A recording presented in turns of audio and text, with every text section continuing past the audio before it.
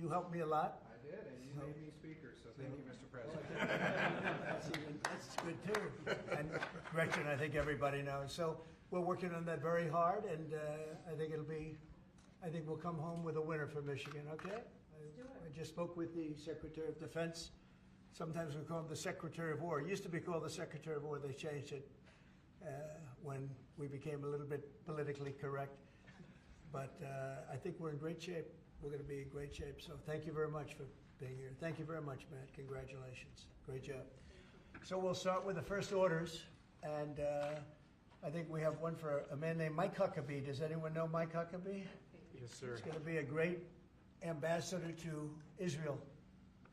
And they're thrilled to have him, that I can tell you. Go ahead. Yes, sir. So the Senate confirmed Governor Huckabee to be your next ambassador to Israel earlier today. That's his commission as ambassador.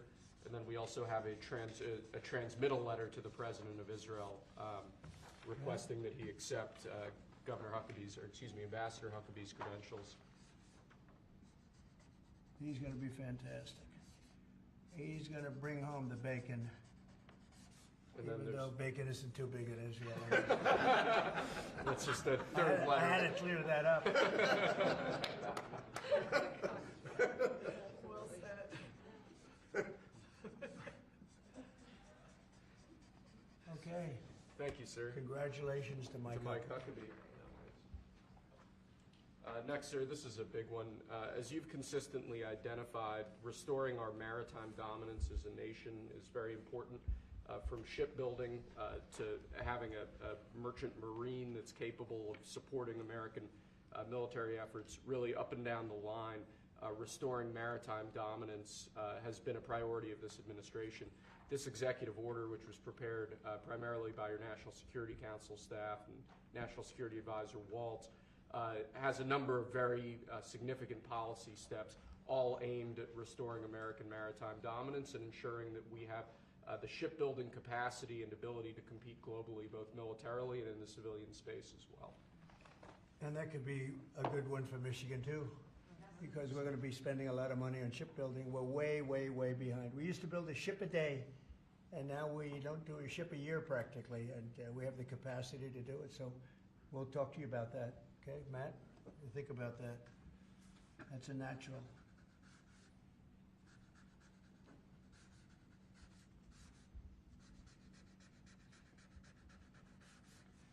Okay, shipbuilding. That's a good one. Okay, thank you. Thank you, sir. The next executive order relates to defense procurement.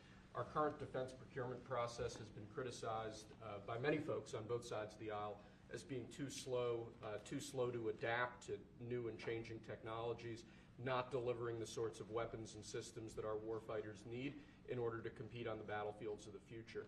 So with this executive order, we're going to be modernizing the procurement structure that the Department of Defense uses to allow it to more quickly adapt to changing circumstances around the world. And we're also going to be launching a review of existing procurement programs to ensure that we're getting value for the money and to ensure that we're getting the best possible systems in the field. And which are currently horrible. I'll tell you, they're horrible. That process is ridiculous, what they do. They get the highest price and not even good-looking equipment, and we're changing it. We're going to change it to the best. So this is very, very important.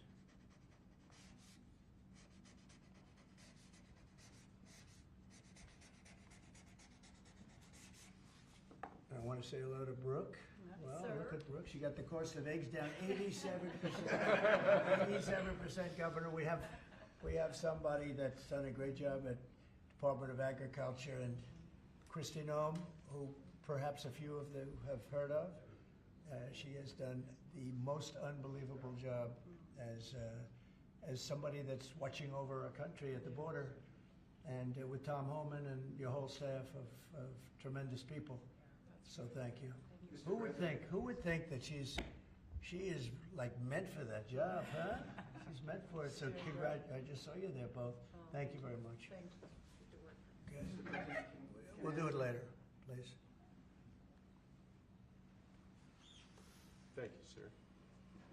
Lastly, in the defense space, one persistent issue that we've had in terms of the issue of foreign defense sales, that we're unable to provide weapon systems in a reliable, effective way to key allies of ours, and a key driver of that is inefficiencies and inconsistencies with the process by which we approve foreign military sales.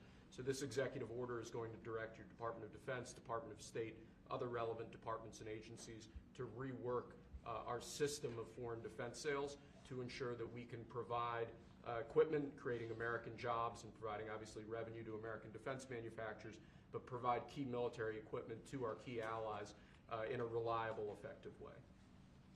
Okay, that's good. All very important.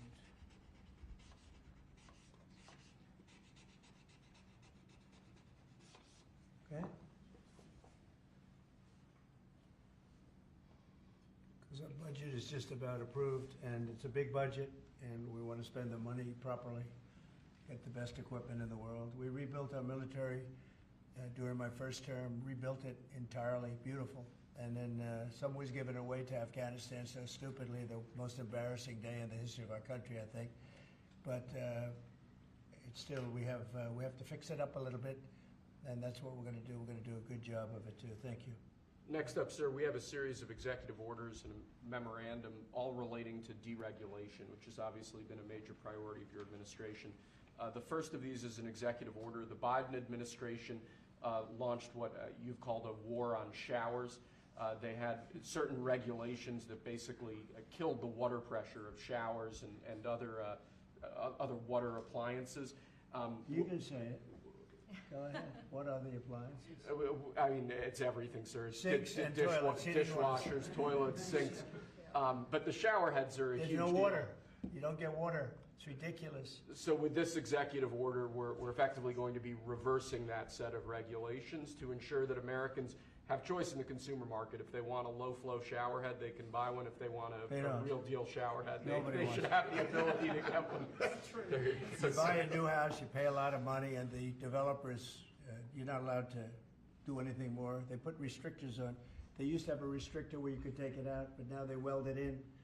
And you take a shower or wash your hands, whatever you do, including dishwashers where no water comes out. But you wash your hands, and in my case, I like to take a nice shower to take care of my beautiful hair. I have to stand under the shower for 15 minutes till it gets wet. It comes out drip, drip, drip. It's ridiculous. And what you do is you end up washing your hands 5 times longer. So it's the same water. And we're going to open it up so that people can live, and we're going to hopefully have Congress approve it so it's memorialized. We're going to try and get all of these things, including straws, a little thing like straws. We did straws a month ago, where the paper straws were melting, they were dissolving, they weren't working well, and we went back to the plastic straws. We're going to get Congress to memorialize just about everything we've done here, because most of it's common sense.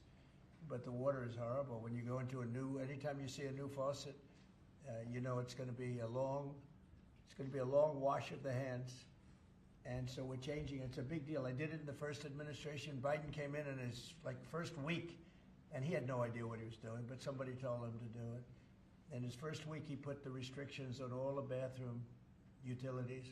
Even in areas that have so much water, they don't know what to do with it. You see those areas all the time with the flooding. So we're doing that, and we're going to get all of the things that you've seen. I think we set a record. We're up to almost 200 and 500 amendments. Nobody's ever done that many. We're going to get them approved by Congress so they're memorialized, and we look forward to doing that. Very important. And Congress is going to start working on it as soon as we get the big beautiful deal done. The big beautiful deal is important. The biggest tax cuts in the history of our country, that's important.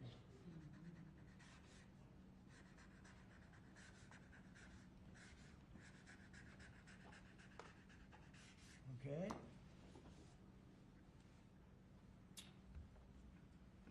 Okay, is that okay? Good. It's a 10. You think a good shower. We rate the signatures. That was a 10, that's why. This is another executive order relating to deregulation, sir. There are a lot of regulations on the books that either promote monopoly directly or prevent new market entrants from entering into a given market. The net effect of that is very negative for consumers. So what this executive order is going to do is direct your departments and agencies to work with the FTC, with the Attorney General, with the Department of Justice, to ensure that the regulations we have on the books don't function as anti-competitive barriers to new market entrants. The net effect of all of that is going to hopefully be market forces that redound to the benefit of consumers and ordinary Americans as opposed to monopolistic businesses. I said yesterday, he was a great, great student at Harvard before it went bad. It's gone really bad. Now they're teaching their students mathematics, basic mathematics. Can you believe it? So what does that mean? They're allowing people in that can't add 2 and 2? What's going on at Harvard? I went to law school there, sir, and it was pretty liberal when I was there, but it's gone way off the deep end in recent years. I don't know if you read that. They're teaching them basic mathematics, people that got accepted to Harvard. How come they got accepted if they don't have mathematics? And we're holding back $8 billion. Can we believe? We give Harvard $8 billion. And we're holding back Columbia. We're holding back a lot of the schools because they were woke. And they've hurt a lot of people. Okay? Thank you. Thank you, sir. Okay? There are a large number of regulations on the books. These are regulations that are currently in effect that we believe blatantly violate the law, blatantly violate Supreme Court precedent that otherwise are just blatantly illegal. So what this presidential memorandum does basically just directs the heads of your departments and agencies to follow the law and to cease enforcing regulations that are blatantly illegal or unconstitutional. It's a big deal.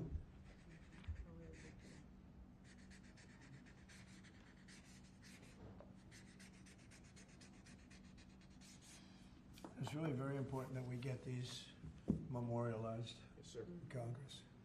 Very important for the long haul, right? Yes, sir. This is the last of our deregulatory EOs for the day. This is zero-based regulatory budgeting. The idea here is that over time, regulations accumulate on the books and in the Federal Register, and people aren't taking a close, detailed look at what's on the books and clearing them out as times change or as regulations become dated or ineffective. What this executive order is going to require is each of your departments and agencies to scrutinize on a continuing rolling basis all of the regulations they actually have on the books and sunset those that either no longer serve a purpose or the departments and agencies can't identify a specific reason for keeping them active. Okay?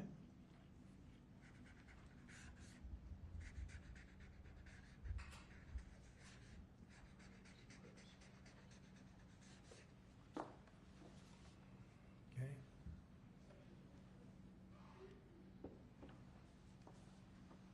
Thank you, sir. Sir, you've taken action against a number of law firms that have in one way or another been involved in the weaponization of government or actions of lawfare. One of those law firms is Sussman Godfrey, similar to what we've done previously with other law firms. This is an executive order that takes certain measures against Sussman Godfrey to ensure that they can't access government resources, government buildings, scrutinizing certain aspects of their practices as a law firm, given their previous activities.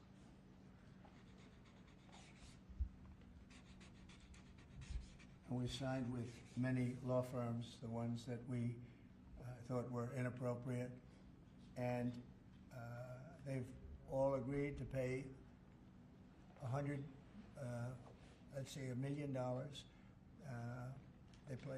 They went for some pretty big numbers. I guess we have a total. What do we have? What's the total about? What's the total right now, Steve? About, would you say?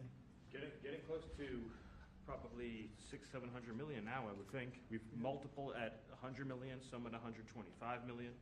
So the numbers are adding up. We're going to be close to $1 billion soon. One at $40 million. Millions of dollars an hour. But they don't admit guilt. Remember that, they don't admit guilt. But then we have another 5 to go, I think, 5 of them. And this one is we're just starting a process with this one. Yes, sir. Because there were some very bad things that happened with these law firms. And this firm is very involved in the election misconduct. Weren't they all involved in the election of this guy? I think they were all involved. Yes. Anyway, so they went from $40 million to $125 million, and most of them are at about $100 million, right? All right.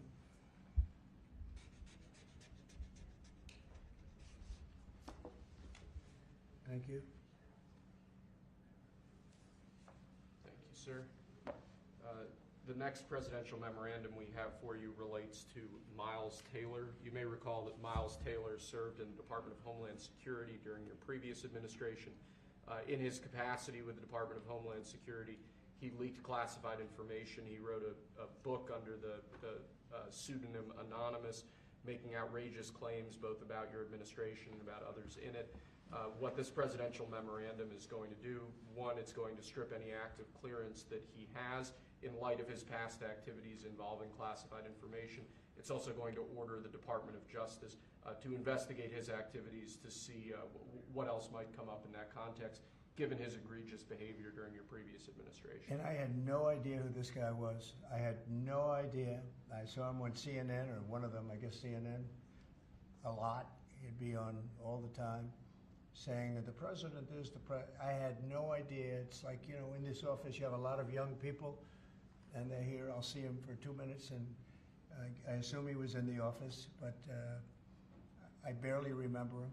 Barely remember him. It was somebody that went out and wrote a book and said all sorts of terrible things that were all lies, and it was like he was this gentleman or that gentleman, like I dealt with him all the time. I had no idea who this guy. I said, who the hell is Miles Taylor? And he made a living on going on CNN talking about the president. And I think what he did, he wrote a book, Anonymous, said all sorts of lies and bad things. And I think it's like a traitor. It's like spying. He walks into the office. He's supposed to be sitting here. A lot of people, you know, I'll be here and there'll be 20 people standing in the room. There'll be oftentimes young people in the office. I assume he was one of them at least.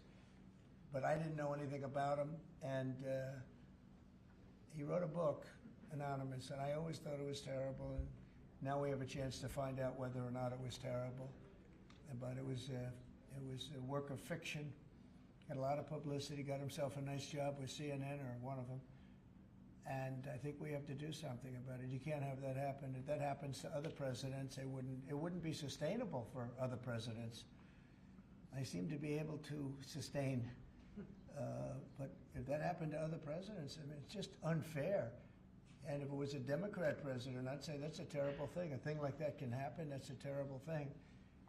And it's time to find out whether or not somebody can do that. Can they write a book about very confidential meetings, and you know, because they happen to be one of a lot of people in a room, and they go out and write a book, and worse than that, call it anonymous, like it's a big deal, and everybody's saying, who is it, who is it, who is it? Then it was found out who he was a long time later, and he got a lot of publicity off that one. He's like a promoter. But we're going to find out whether or not somebody's allowed to do that. I think it's a very important case, and I think he's guilty of treason, if you want to know the truth, but we'll find out. And I assume we're recommending this to the Department of Justice. Yes, sir.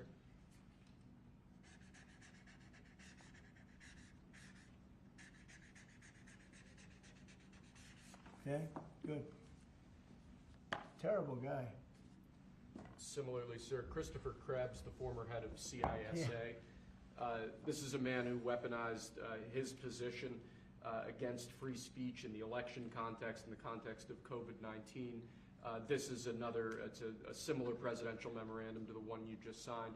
It addresses his access to government, existing clearances he might have, and further instructs your Department of Justice, other aspects of your government, to investigate some of the malign acts that he participated in while he was still head of CISA. This is another one. I don't know that I met him. I'm sure I met him, but I didn't know him. And he came out right after the election, which was a rigged election, a badly rigged election. We did phenomenally in that election. Look what happened to our country because of it. Open borders, millions of people coming into our country. Russia and Ukraine, that would have never happened. October 7th would have never happened. Afghanistan, the way they withdrew with 13 dead, but so many killed, actually. I mean, so many killed outside of the 13 soldiers, hundreds of people killed. And maybe, I don't know, never mentioned, but I mentioned it, 42 or 43 people so badly injured, the legs, the arms, blown off, the face. And this is all because of an incompetent group of people that preceded us, and that would have never happened. And this guy Krebs was saying, oh, the election was great, it was great. Well, it's been proven that it was not only not great. When you look at all these lawyers and law firms that are signing, giving us hundreds of millions of dollars, it was proven by so many different ways in so many different forms, from the legislatures not approving to the 51 intelligence agents that worked from all of the different scamming operations. It was a very corrupt election. They used COVID to cheat. And we're going to find out about this guy too, because this guy's a wise guy. He said, we've been proved this is the most secure election in the history of our country. Now, this was a disaster. And frankly, we should go to paper ballots, same-day voting, voter ID, and one other thing, you should get a little certificate that says you're a citizen of our country. You get a citizen piece of paper that says you're a citizen before you can vote. But you want voter ID and you want paper ballots, and you really want same-day voting. If you don't have same-day voting, they decide to change the air conditioner. Oh, we're fixing the air conditioner. Let's move all these boxes. We'll bring them back in a few days, and then they don't bring back those boxes. We got to have safe elections. We have to have borders. Ideally, we have to have a free press, which we don't have. We don't have a free press. We have a very dishonest press. This is an honor. We're going to find out whether or not he was right. This was a disgraceful election, and this guy sat back saying, well, I'm a member, like he's a Republican or something, and almost right from the beginning. And he's tried to make the case that this election was a safe election. I think he said, this is the safest election we've ever had.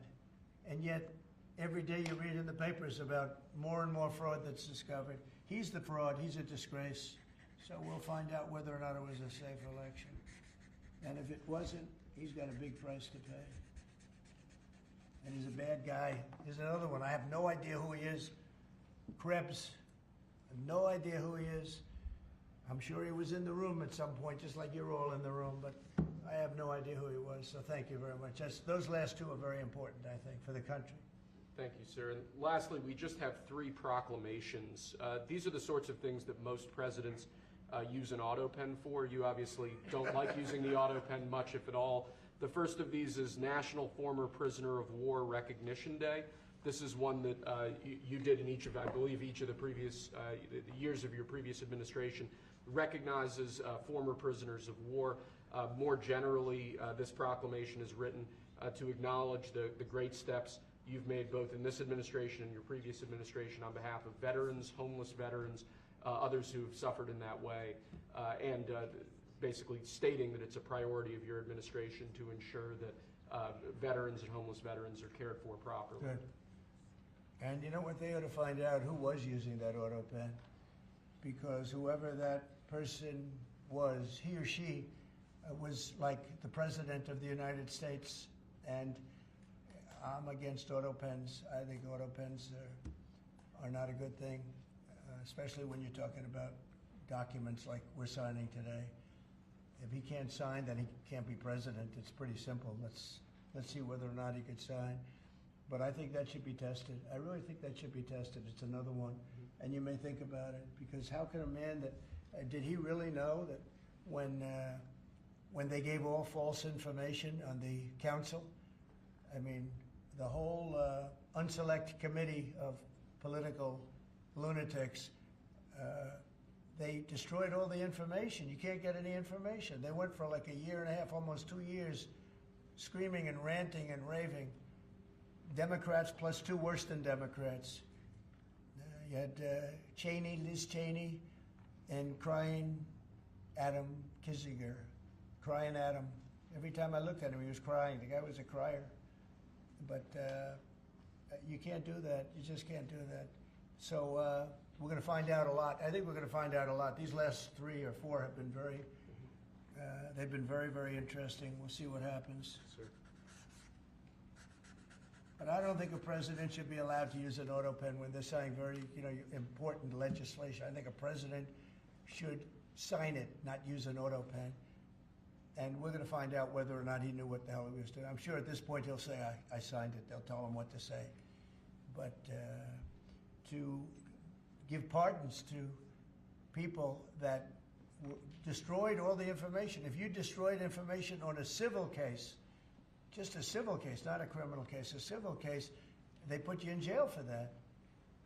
And they found out that Pelosi was the one that was in charge of the security of the Capitol. She knew all about it, and she admitted her guilt to her daughter, who was a movie documentary person. I'm sure her daughter's not too happy about that.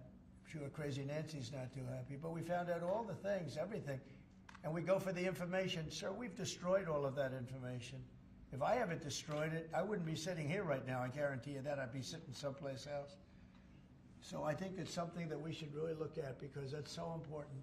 The whole concept of an auto pen, because whoever's, auto pens are run by somebody. Whoever ran the auto pen was president of the United States. And I would be willing to bet that Biden didn't know, probably didn't know anything about any of it.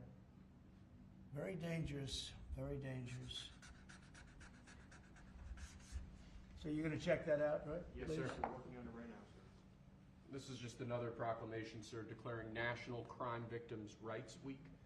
You've obviously made it a major priority of your administration to track down and at times deport criminals who have committed violence on our streets, who have victimized so many people.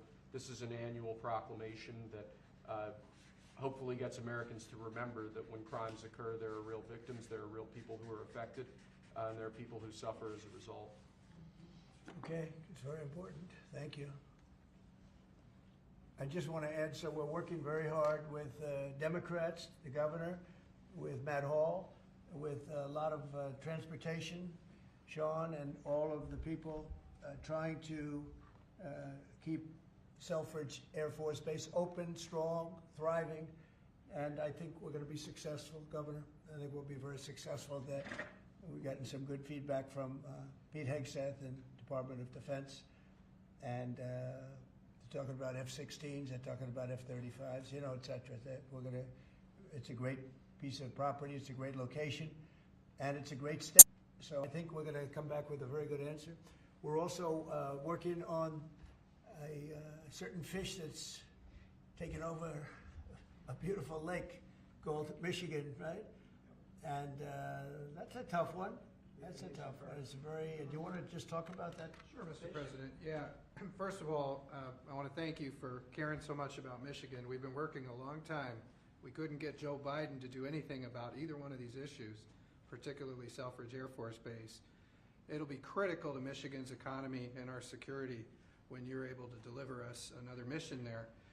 But on the Asian carp, for years, when Obama was there, we could never get anyone to do anything about this invasive species that's going to destroy our Great Lakes. You know how important recreational fishing and so much of that is to our state. Because of your work, we're hopeful that we'll get a solution there and we'll get that barrier built so we can protect our Great Lakes. So thank you, Mr. President. And they're very powerful fish. I mean, I see them, they jump out of the water, they jump at the fishermen. I mean, I've never seen anything like it. And has this gotten into any of the other lakes yet? Because you would think it would be pretty easy because they're all sort of connected. Hey, Governor? It's why we're working so hard to make sure that, we work with the Army Corps and erect a barrier so that the Asian carp can't Right. get into Lake Michigan. It'll devastate the ecosystem, the economy, tourism, Sure. and it's 20% of the world's fresh waters in the Great Lakes, Mr. President, which is why it's so important that as a nation we protect the We better pristine stop it waters. now. Yep.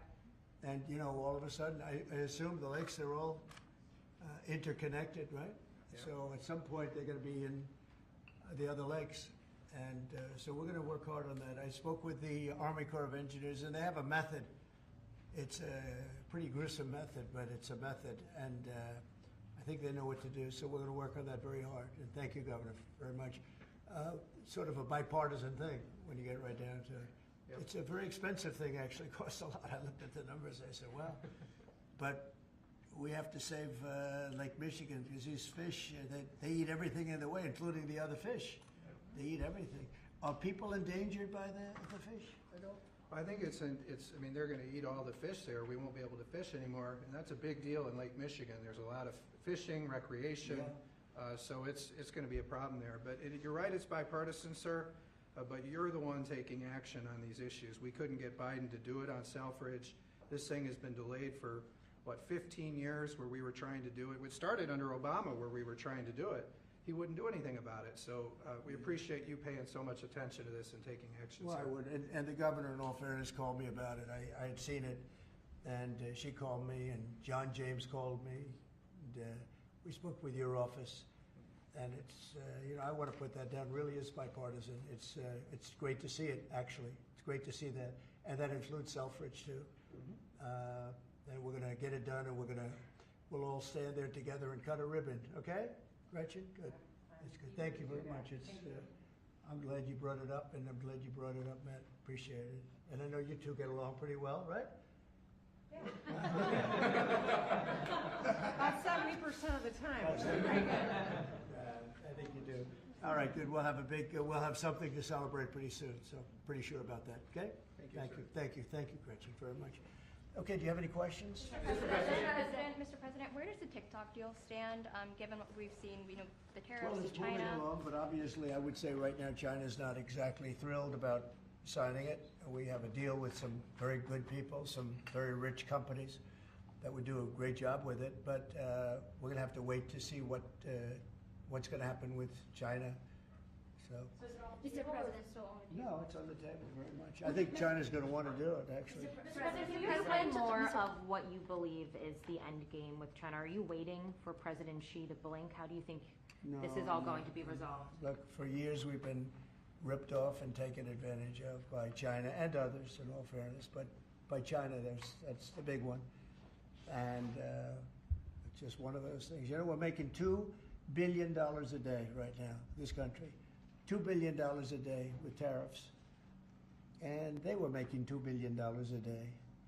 We'll be making more. Now when you see what happened today, I don't know if it's still there. I looked an hour ago, but we were up like close to 3,000 points. Nobody's ever seen a day like that. I think that's a record, isn't it, fellas? Definitely. Is that a record? Who would have thought we were going to have a record like that after watching? But because the geniuses of the world, they get it. Our country's very strong. We were left a very, very weakened country, both economically, financially, because of all of the tariffs and all of the other companies just raiding us and ripping us off. And also at the border where 21 million people were allowed to come in. Many of those people were criminals. And but the people that do this for a living, and some of them are very smart and some of them aren't smart at all. But these guys are very smart, and my group is very smart. My whole group is smart. And you've done so amazing on the border. I read the other day that there were 9 people and hundreds of thousands 2 years ago with Biden, and we had 9. We had it down to 9, and they were all let in for medical reasons. They were in bad shape. We let them in for medical reasons, not even for anything else. So you've been amazing. But that's a big thing. I think it's one of the greatest problems that I've never seen anything like it. Open borders, the whole world was emptied out. Prisons from all over the world, from the Congo in Africa, from Africa to Asia, a lot in South America, but it wasn't just South America. Prisons emptied out, and I said it outside with the drivers before, but El Salvador's been amazing, a job that the president's done. He's coming to see me next week, and we look forward to that, but that's really been amazing. Yes? Mr. President, the EU also announced increases in tariffs today. Why not that's treat? bad timing for them. That's bad timing. Why not They treat said them right, in They didn't put them in. No, they threatened Oh, them, I but they think picked a later date, which our expectation is Oh. it's going to be later still. Okay, good. I'm glad that they held back. You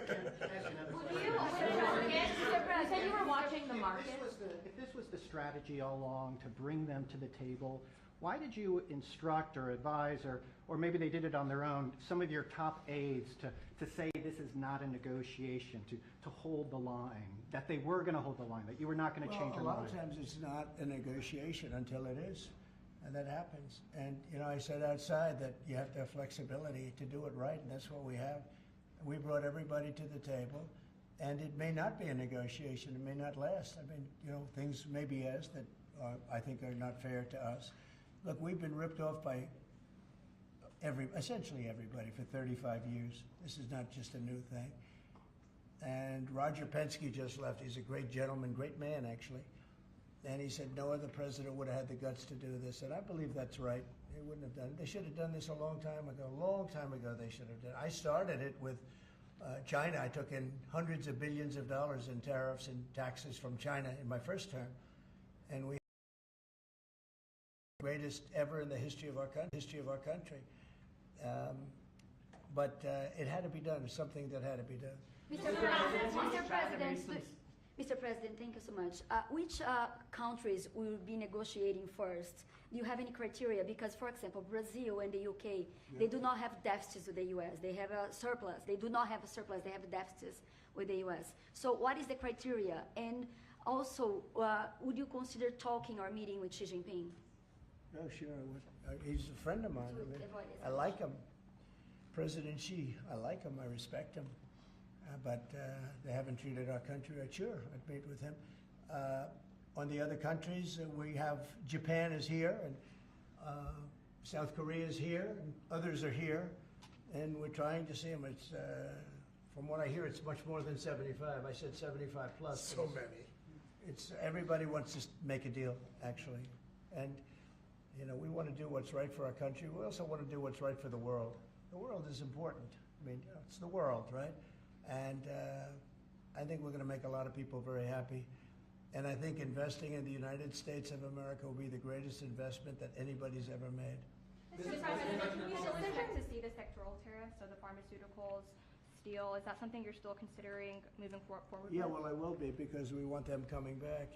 We realized during COVID that we don't make our drugs and our pharmaceuticals in this country. So I realized that, and it was a big realization. We had to go to China to get drugs. We had to go to other places. I won't even mention the names, but we had to go to other places. We don't make it, and that's because we let them leave. And now if they want to come back, we're going to put tariffs on the pharmaceutical companies, and they're going to all want to come back. They're going to come back. I'm not going to pay them any money like Biden with the chip deal. That chip deal was horrible. They give billions and billions of dollars to chip companies. All they have is money. They have so much money. And they give billions of dollars, and they're just going to keep the money. They're not going to spend it. And the only thing that's going to bring them back is you say, we have a barrier. You have to pay 50% or 100% or 200%. And if they have to pay that, they're going to say, we're not going to pay that. We're going to build here. And that's what happened. We're the biggest, most prestigious chip company in the world, spending $200 to $300 billion.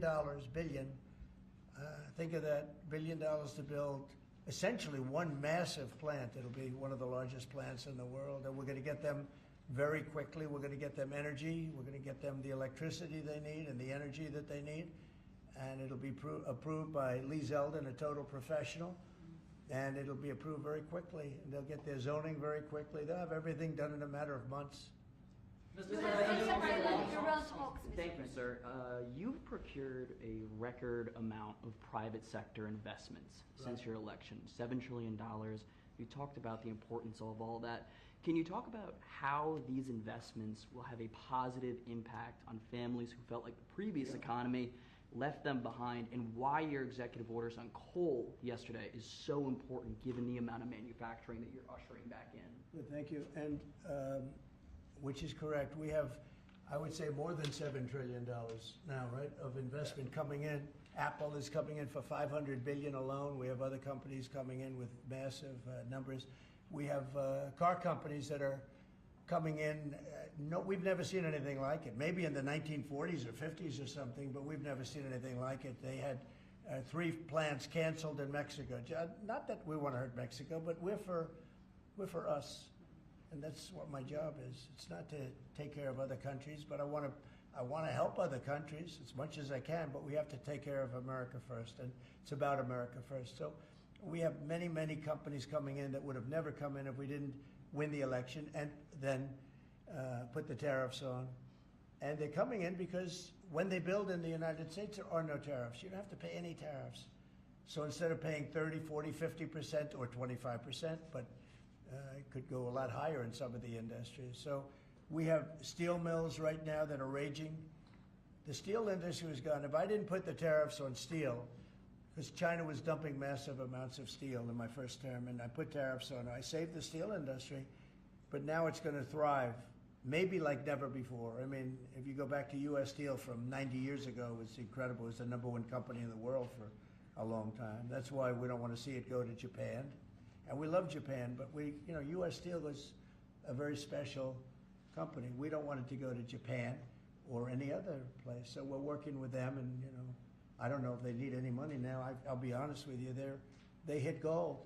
They hit gold because if you look at it, they have such orders for steel now. It's incredible. What's going on in our country is incredible with respect to plants. So we lost 90,000 plants and factories from the beginning of NAFTA, the worst trade deal ever made in the history of this world, but certainly in the history of trade. There's never been a worse trade deal. We were able to cancel that. We had to get approval from Congress. It was like a disastrous curse because you had to go to Congress to get it terminated. You couldn't just terminate it because it was a bad deal.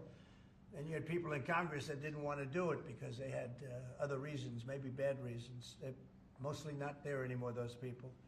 But it's amazing what's happened. I appreciate that question because it's incredible. I don't think we've ever seen anything like it. $7 trillion, and it's much more than that because these are places that we know. $7 trillion is unheard of. I never looked at the Biden numbers, but you could go a whole year, and it was peanuts. Everybody was leaving. They weren't coming in; they were leaving, and that means jobs are leaving. And so we're not playing games. We're going to make this country greater than ever before. Thank you for that question. Mr. President, it seems that China's made some. Let her just do that. Oh, yeah, absolutely. Okay. Thanks. For the past few days, we've heard from this administration no pause. Was this idea of doing a pause, did that just come about this morning? Can you tell us exactly what came into consideration for you and your advisors? For a period of time, I wouldn't say this morning. Over the last few days, I've been thinking about it. I've been dealing with Scott, with Howard, with some other people that are very professional. And I think it probably came together early this morning, fairly early this morning. Just wrote it up. We didn't have the use of, we didn't have access to lawyers, or we just we wrote it up from our hearts, right? It was written from the heart. And I think it was well written too, but it was written from the heart. It was written as something that I think was very positive for the world and for us. And we don't want to hurt countries that don't need to be hurt. And they all want to negotiate. The only problem is, you can only do so many at one time. We want to do it right. We want to get it right. We want to take care of them, but we have to take care of our country. So, but this was something certainly we've been talking about for a period of time, and we decided to pull the trigger. And we did it today, and we're happy about it. I didn't know it would have that kind of an impact, but it's, I think they have the biggest increase in the history of the stock market. That's pretty good. You're almost, if you keep going, you're going to be back to where it was 4 weeks ago. But it was a sick market 4 weeks ago, because the trade was sick. It was only a question of time. I don't blame the tariffs. I think the tariffs just sort of magnified what was happening. It was sick. Biden allowed these people to get away with murder. Biden allowed China to just take advantage of us. We had like $1 trillion deficit with China, $1 trillion deficit. So that was going to only be a matter of time. I think the tariffs brought it out faster, and they magnified the problem. But I think this was a problem that existed far beyond tariffs. This was a systemic problem, and we're going to cure that problem. And maybe to a large extent we have, because we've revealed it, and we've revealed it very strongly. Yes, sir, please. Thank you, Mr. President. So it seems China's made some serious missteps here in these negotiations, and Secretary Bessent said earlier you may have goaded them into a tough position here. I'm wondering, are you in a way putting together a coalition against China in terms of trade here? No. Well, China, look, they're very capable, and I don't blame China for what happened. I blame the people sitting right at this desk, right behind this desk, or another desk. You get your choice of 7. I happen to pick the Resolute, but I blame the people sitting behind in this chair, behind this desk, for being stupid, incompetent, or not having courage. This should have been done years ago. This should have been done before Obama, in all fairness. Not only Biden, Obama. It should have been done many years ago. This started with the World Trade Organization, which was owned by China. It was owned and paid for by China. They didn't even have to do things. They considered them a nation that was undeveloped. They said they were a developing nation. Well, we're a developing nation too, if you think about it. Look at our inner cities. Look at what's happened. I think we're starting from ground zero there, right? So we're a developing nation too. No, I don't. I know it's a lot of people take heat for saying it, but I blame the people sitting at this desk more than I blame China. If China can get away with what they got away with taking hundreds of billions and trillions of dollars right out of our pocket, because our people here were stupid. They were stupid people. Maybe corrupt, I don't know. I don't know how you could be that stupid. How do you get to be president and you're stupid? But they certainly weren't courageous, and they allowed this to happen. And with Japan and with many other countries, it took advantage of us. I mean, we had deficits with almost every country. I used to read these things. The first term I'd read them. I'd actually read the agreements. I'd say, how could anybody agree to this stuff? So certainly, they were rough, and they were tough, and they were smart, and you can blame them, but I really blame the people that allowed them to do it, because you know, if you could read first grade and you could read these agreements, you'd say, these are terrible deals. I actually used to say, who would allow deals like this to be made for our country? And maybe it's people that didn't care. Maybe it's people that weren't courageous. Maybe it's people that were corrupt. I don't know. But I blame those people more than I blame anybody else. Mr. President, you've been very specific in saying that you would like the EU to purchase U.S. energy. Is there something specific that you would like China to do? Well, you'll be hearing about that. Yeah, there are a lot of things I'd like China to do. Are there some examples? There are a lot of things that I want China to do, and I'll be telling China what that is. Not you, but I'll be telling China. Mr. President Iran, you said the other day that if they do not agree to a potential nuclear deal, that it would be very dangerous for them. What specifically Well, they did you can't mean? have a nuclear weapon. Did you mean military action, though, if they don't agree? Oh, if necessary? Absolutely, yeah. And do you have a deadline for these Yeah, talks? I do. And You're talking about with Iran? Yes. Yeah, I they're do. saying it's not Do you want something negotiable. definitive this weekend, or do you see this as the start of a process? It's a start. Do you have a timeline? We have a little time, but we don't have much time, Who is starting the because we're not going to let them have a nuclear weapon. Is Can't it let them have a awkward to nuclear be weapon. there, Mr. President? And we're going to let them thrive. I want them to thrive. I want Iran to be great. The only thing they can't have is a nuclear weapon. They understand that. You know, the people are so incredible in Iran, and they're so smart. They're very smart people. But, you know, they're in a rough situation, rough regime. But they understand, and the leaders understand. And I'm not asking for much. I don't, they can't have a nuclear weapon, and I've said that. And I was a little bit surprised, because when the election was rigged, I figured they'd get the weapon, because with me, they were broke. They were broke. They had no money because of the sanctions. Nobody could buy oil. We did that to Venezuela just recently. And we'll do it to other countries if we have to. When is the I want to see Russia and Ukraine make a deal. They got to make a deal. When schools get blown up and bad things happen, like I'm hearing about, it's no good. I hope we're going to make a deal with Russia and Ukraine. But with Iran, if it requires military, we're going to have military. Israel will obviously be very much involved in that. He'll be the leader of that. But nobody leads us. We do what we want to do. When would the clock run out on the talks?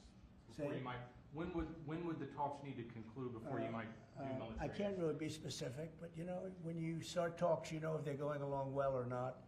And I would say the conclusion would be when I think they're not going along well. So that's just a feeling. Mr. President, on the subject of U.S. troops stationed in Europe, do you have any plans to reduce the number of U.S. troops in Europe or in other nations? Well, good. I mean, it depends. We pay for military over in Europe. You know, we don't get reimbursed by much. South Korea too. So it'll be one of the things we discuss. That's unrelated to trade, but I think we'll make it part of it because it makes sense. Be nice to wrap it all up in one package for each country. You know, it's nice and clean, and we have plenty of law firms. These are great law firms that we signed with, the best. And I think part of the way I'll spend some of the money that we're getting from the law firms, you know, in terms of their legal time, will be, if we can do it, I think we can do it, using these great law firms to represent us with regard to the many, many countries that we'll be dealing with. We'll have good lawyers representing us, but we want to have good lawyers, and these are the best, considered the best lawyers in the world, right? I mean, considered the best in the world. I don't know. They just went off a little bit. Mr. President, two questions. On Iran, do you have an update on who will be participating or conducting these conversations? Will Witkoff be there on Saturday for these direct talks? And on China, some economists are saying that right now is technically embargo on China with 125% tariffs. Are you concerned of escalation beyond the trade war with China? No, I'm not concerned. I think President Xi is a very smart guy, and I think we'll end up making a very good deal for both. But, you know, we've been treated so badly for so many years. Again, we allowed that to happen. We've been treated so badly for so many years. But no, I don't expect that. I think President Xi is one of the very smart people of the world, and I don't think he'd allow that to happen. And we're very powerful. This country's very powerful. Let me tell you, it's far more powerful than people understand. We have weaponry that nobody has any idea what it is, and it is the most powerful weapons in the world that we have. More powerful than anybody, even not even close. So nobody's going to do that, but I think that if that's what you're referring to, maybe it's not. But just in terms of basic escalation, which is what you said, no, I think that President Xi is a man who knows exactly what has to be done. He's a very smart man. He loves his country. I know that for a fact. I know him very well. And I think he's going to want to get to a deal. I think that's going to happen. We'll get a phone call at some point, and it'll be off to the races. It'll be a great thing for them. It'll be a great thing for us. It's going to be a great thing for the world and for humanity. Do you have plans to meet with Putin in Saudi Arabia? At some point, I would. At some point. We'll have to see. I mean, we have to get there right now. You know, we got to get there. In the meantime, they're losing 2,500 on average young people every single week. Think of that. 2,500 people a week. It's not even conceivable. We got to get there fast. Do you think Say a couple of more. Yes. Do you have to increase tariffs on China even more before they come to the table or give you a phone I call? can't imagine it. No, I can't imagine. I don't think I'll have to do it. I don't think we'll have to do it more. We calculated it very carefully. By the way, when you hear 100, a lot of people charge much more than that. Canada charges much more than that to our farmers, our dairy farmers. Many, many people charge much more than 100 or 125 in this case. But I don't, it's still a significant number. I don't see that again. On the investigations, Yeah, please. Yeah, Mr. President.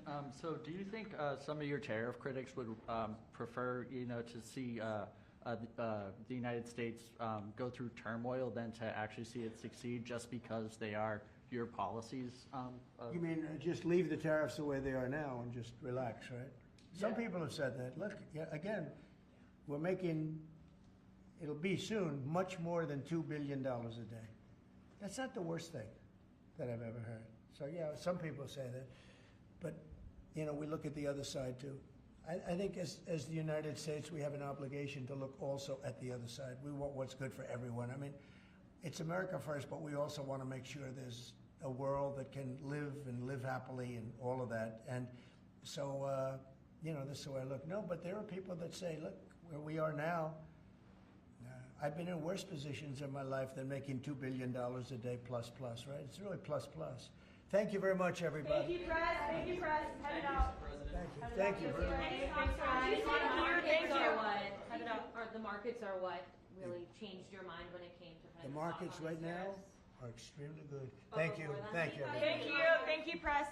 Thank you. Head it out. Thanks, guys. Here, this way. All right, this way. Thank you. Keep going. Keep going. Thank you. Thank you very much. Thank you, press.